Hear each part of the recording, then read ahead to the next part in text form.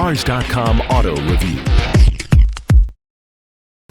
Hi, I'm Dave Thomas with Cars.com, and this is a 2012 Mercedes-Benz CLS. It's got an all-new exterior design, an all-new interior design, and 2 new engines, but it has just one goal: make a Mercedes-Benz sedan sexy. The previous generation CLS pioneered the 4-door coupe look.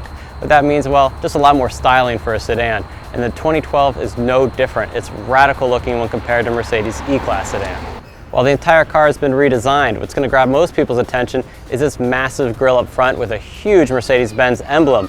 Also really cool are these LED headlights. It's actually got 2 stories of LED lights in them. The profile is interesting too, but I think the back stands out a lot more with these giant taillights. However, I think the back end looks a little droopy overall. There are 2 different models of the CLS this year: the CLS550 we have here, and a high-performance version called the CLS63 AMG, which I've also tested. Now, despite the 550 name, this CLS has a new 4.6-liter twin-turbo V8. It's good for just over 400 horsepower, around $71,000. The CLS63 AMG, it has absolutely no problems getting off the line. It has well over 500 horsepower. It's a blast to drive around town. Has a great exhaust note. However, it is $23,000 more than the 550. One problem with trying to make a sedan more like a sports car was it had a cramped and confined interior, at least in the last generation. This generation improves on that a bit, especially with these A-pillars. They don't seem as big and they don't seem to be in the way of other traffic. The interior is really nice too. There's leather lining everything, including the dashboard, the doors, and some nice contrast stitching in the seats. Really well done. I also like the interior color in the CLS63 a little better.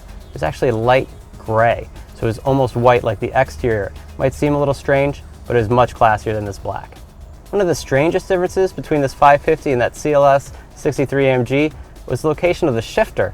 Here in the 550, it's up here on the column, where Mercedes puts a lot of them these days, but the 63 AMG, they actually moved it down to the center console to give a more sporting feel. To me, the most logical reason you could call this a coupe, well, there's only 2 seats in the back. So instead of a middle seat, you have either an armrest or this built-in storage, which is fairly nice if you don't have a seat anyway. And believe it or not, there's some decent legroom. It's actually quite similar to the E-Class. What I like most about the CLS is that you don't give up a lot of practicality like I thought you'd have to. Like I showed in the back seat, it's similar to an E-Class sedan. And guess what? The trunk, it's also similarly sized to the E-Class. This is 15.3 cubic feet. The E-Class is 15.9. It should not make a difference if you're shopping these 2 next to each other. It might have some practicality, and it certainly has a fun engine, but there is one issue with the CLS that's holding me back. It's $14,000 more than a comparably equipped E-Class sedan from Mercedes. So you're paying a lot more for a lot of styling and a little more performance. So make sure you go drive it and put it to the test.